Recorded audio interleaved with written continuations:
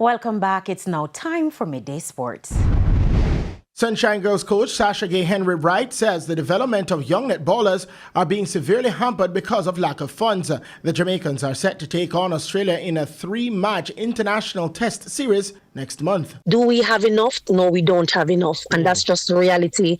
And the program is lacking because of, and I'm going to say it, because of finances, because really we don't have enough players. So to run the program, to get the players to move from one point, to have a certain amount of numbers, it takes cash. And really and truly, there's a big limitation. Even just heading now to Australia, would love to have more girls heading in. We can't, because we can't fund everything. And that's just a big deal.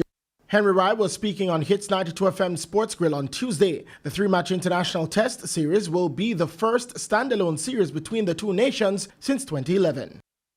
The promoted Treasure Beach FC will look to climb out of the relegation zone as they host Dumbeholden FC in their rescheduled game in the Jamaica Premier League today at Stett, starting at 3 p.m. Since returning with a win against Portmore United, Treasure Beach have gone on a run of 3 straight defeats, which leaves them in 13th on 8 points. Dumbeholden are just 2 points above the drop zone in 11th and are desperate for 3 points after just 1 win in their last 7 games. Meanwhile, the other rescheduled game between Caribbean Cup champions Mount Pleasant FA and Harbourview FC has once again been postponed. Mount Pleasant had their request for a postponement approved by the Jamaica Football Federation after 7 of their first team players were called up to the Reggae Boys camp.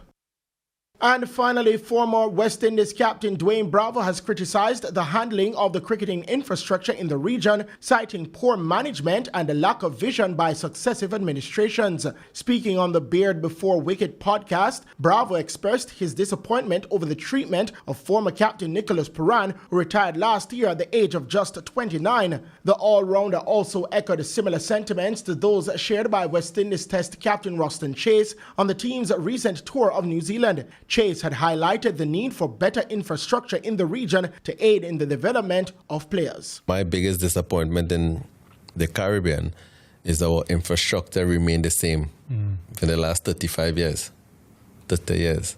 No kind of improvement. You come and play CPL now, you can see the conditions. It's terrible.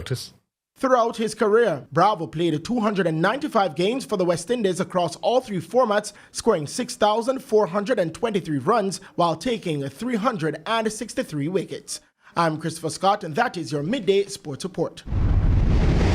Thank you, Christopher. And that's the Midday News Package. I'm Carrie-Ann Simpson. Join us at 7 for Primetime News. On behalf of the news, sports and production teams, good afternoon.